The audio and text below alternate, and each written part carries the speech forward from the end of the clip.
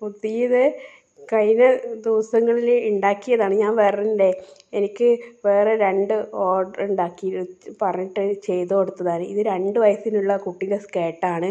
ഇത് ഞാൻ ലൈനിങ് ഒക്കെ വെച്ചിട്ടാണ് ഇത് സ്കേർട്ട് ചെയ്തത്. അത് കാരണം കുഞ്ഞു മക്കൾക്ക് ഇനി പിന്നെ പെറ്റിക്കോട്ടൊന്നും വേണമെന്നില്ലല്ലോ ഇതിട്ട് കഴിഞ്ഞാൽ. പിന്നെ അതിൻ്റെ തന്നെയാണ് ഈ ടോപ്പ്. ഈ ടോപ്പിന് ലൈനിങ് ഒന്നുമില്ല.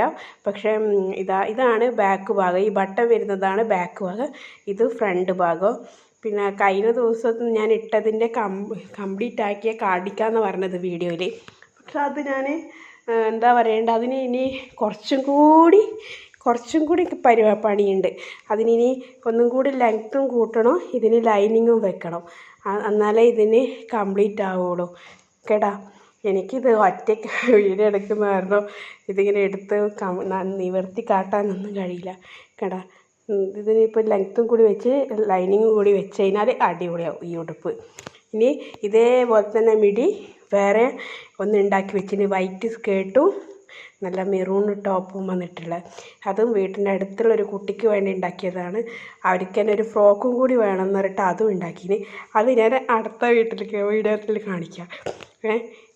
എല്ലാം ഇനിയിപ്പോൾ ഇതിനൊക്കെ കുറച്ച് ഉണ്ടാക്കി കാണിക്കണം എന്ന് പറഞ്ഞാൽ ഇതെനിക്ക് എങ്ങനെ വീഡിയോ എടുത്ത് കാണിക്കാനാണ്? ഇവിടെ ആരുമില്ല.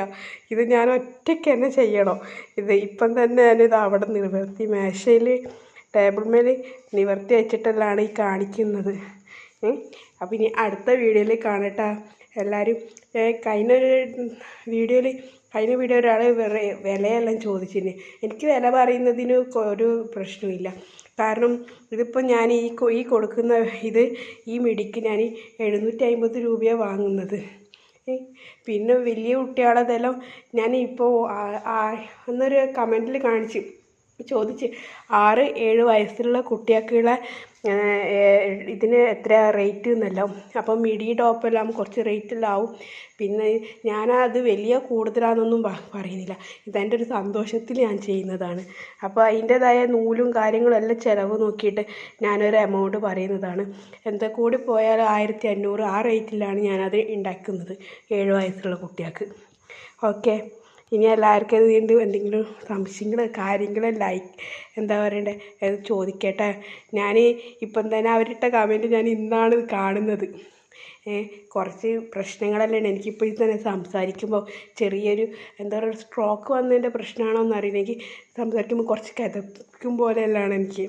അത് ഞാൻ എല്ലാ വീഡിയോയിലും അങ്ങനെ തന്നെയാണ്. കാരണം എനിക്ക് ഈ ഒരു ചെറിയ അസുഖത്തിൻ്റെ പ്രശ്നമാണ്. എന്നാലും എല്ലാവരും ഒന്ന് വീഡിയോ കാണട്ടെ, ലൈക്ക് ചെയ്യണേ. Okay, bye.